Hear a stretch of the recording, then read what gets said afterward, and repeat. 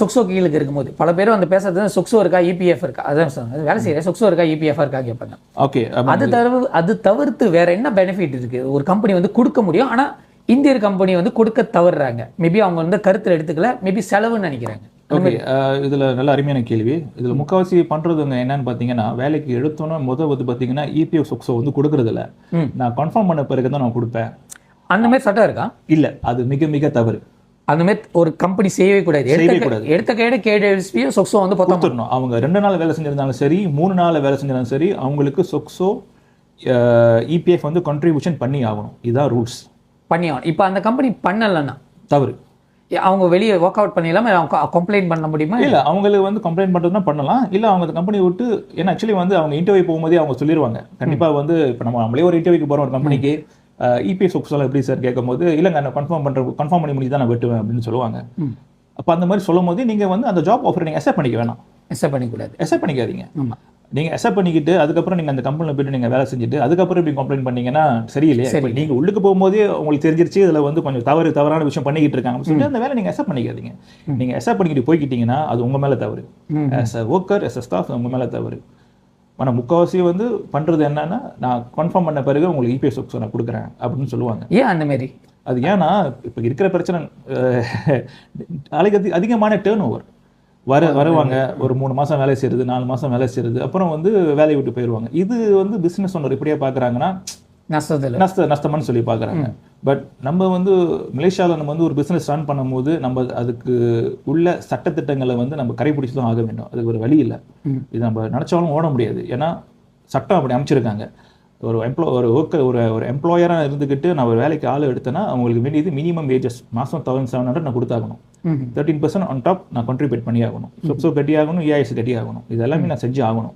அதே வேலையில் பார்த்தீங்கன்னா மினிமம் பார்த்தீங்கன்னா 11 நாள் பப்ளிக் ஹாலிடே கொடுத்தாகணும். ஏன்னா மலேசியாவில் பார்த்தீங்கன்னா நம்மளுக்கு 18 நாள் 22 நாள் இருக்கு. சில ஸ்டேட்டில் பார்த்தீங்கன்னா அது கூட இருக்கும், சொல்ல முடியாது. ஆனால் சுத்தி பிராயன்னு சொல்லிட்டு 11 நாள் கம்பல்சரியாக கொடுத்தா. ஆமாம், சுத்தி ஊமம் வந்து பார்த்தீங்கன்னா 11 நாள் கம்பல்சரியாக கொடுத்தாகணும். அதில் வந்து 5 வந்து கம்பல்சரி, அதை நம்ம மாற்றவே முடியாது. அதில் பார்த்தீங்கன்னா லேபர் டே, ஹரி மலேசியா, நேஷனல் டே, யங் டிபுத்துவான் நெக்ரி, அப்புறம் யங் டிபுத்துவான் அகோம், இந்த 5 வந்து கம்பல்சரி. இதை வந்து மாற்ற முடியாது, இது கட்டாயம் கொடுத்தாகணும். பேலன்ஸ் இருக்கிற 6 சுத்தி உமம் வந்து அந்த கம்பெனிக்கு தகுந்த மாதிரி அவங்க செலக்ட் பண்ணிக்கலாம். அது ஹரிராயாவாக இருக்கலாம், தவுன் பருச்சினாவாக இருக்கலாம், தைப்பூசமாக இருக்கலாம், இல்லை ஒரு குட் ஃப்ரைடேயாக இருக்கலாம், கிறிஸ்மஸ் இருக்கலாம். அது வந்து அந்த கம்பெனிக்கு தகுந்த மாதிரி அவங்க வந்து செட் பண்ணிக்கலாம். ஆனால் குறைஞ்சது 11 நாள் சுத்தி உமம் PH கொடுத்தாகணும், பப்ளிக் ஹாலிடே கொடுத்தாகணும். அதே மாதிரி ஃபர்ஸ்ட் 2 இயர்ஸ் 2 வருஷம் வேலை செய்யும்போது வந்து ஆனுவல் லீவ் வந்து 8 நாள் கொடுத்தாகணும். சட்டம் சொல்லுது. இப்போ ஆனுவல் லீவ் வந்து அவங்க அப்ளை பண்ணுறது வந்து அது எப்படி, அதாவது அவங்க முன்கூட்டியே அப்ளை பண்ணுறதா, இல்லாட்டி அதில் வந்து அவங்க பாய்க்காட்டியே அந்த காசு வந்து கொடுக்கல? இது வந்து பார்த்தீங்கன்னா அந்த கம்பெனி பொறுத்து இருக்கு சட்டம்.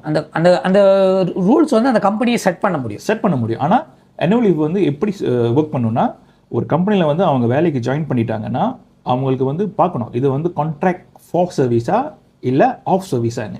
இது ரெண்டுத்துக்குமே டிஃபரன்ஸ் இருக்கு. கான்ட்ராக்ட் ஆஃப்க்கும் கான்ட்ராக்ட் ஃபார் சர்வீஸுக்கும் என்ன டிஃபரன்ஸ் பார்த்தீங்கன்னா, எக்ஸ்பைரி டேட் இருக்கும், இதில் எக்ஸ்பைரி டேட் இருக்காது. கான்ட்ராக்ட் ஆஃப் சர்வீஸ்னு பார்த்தீங்கன்னா உங்களுக்கு ஒரு 3 மாதம் இல்லை 6 மாதம் நான் ப்ரொபேஷன் மாதிரி நான் கொடுத்து உங்களை நான் வேலைக்கு எடுத்துக்குவேன்.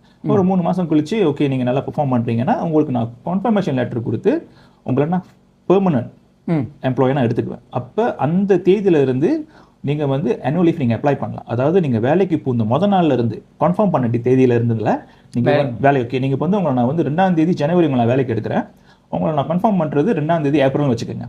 உங்கள் ஆனுவல் லீவ் கால்குலேஷன் 2ஆம் தேதி ஜனவரியில் தான் இருக்கணும். ஆனால் அந்த ஃபர்ஸ்ட் 3 மந்த்ஸ்க்கு வந்து உங்களுக்கு ஆனுவல் லீவ் வந்து பார்ட் பண்ணியிருப்போம், ஆனால் நீங்கள் யூஸ் பண்ண முடியாது. Because you are not confirm staff. Okay, அந்த லீவ் எப்படி அப்ளை பண்ணணும்னா அந்த கம்பெனியோட ரூல்ஸ் அண்ட் ரெகுலேஷன் தான். ஓகே, சில பேர் சொல்லுவாங்க நீங்கள் 3 நாள் முன்னுக்கு நீங்கள் அப்ளை பண்ணணும், இல்லை நீங்கள் 7 நாள் முன்னுக்கு அப்ளை பண்ணணும். அப்போ கம்பெனி வந்து 3 நாள் முன்னுக்கு சொல்கிறாங்கன்னா நீங்கள் 3 நாள் முன்னுக்கு நீங்கள் அப்ளை பண்ண வேண்டியதான்.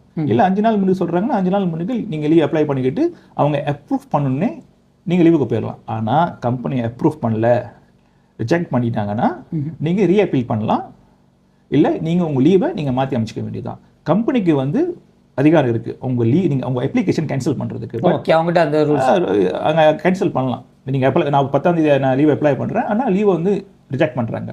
பட் நீங்கள் ரிஜெக்ட் பண்ணும்போது நீங்கள் போய் கேட்கலாம், ஸோ எதனால் ரிஜெக்ட் பண்ணீங்க, இல்லை நீங்கள் திருப்பி அப்பீல் பண்ணலாம். இல்லை உங்களுக்கு முக்கியமான உங்களுக்கு ஏதாவது எமர்ஜென்சி ஏதாவது முக்கியமான பர்சனல் அந்த தேதியில் லீவ் கொடுத்தாங்கன்னு சொன்னீங்கன்னா உங்கள் கம்பெனி ஹெச்ஓடி யாரோ இல்லை ஹெச்ஆர் யாரோ நீங்கள் அவங்களை போய்ட்டு நீங்கள் பேசுனீங்கன்னா அவங்க ஏதாவது அட்ஜஸ்ட் பண்ணி கொடுக்கலாம். ஆனால் முக்கால் டைமில் வந்து லீவ் அப்ரூவ் பண்ணிடுவாங்க.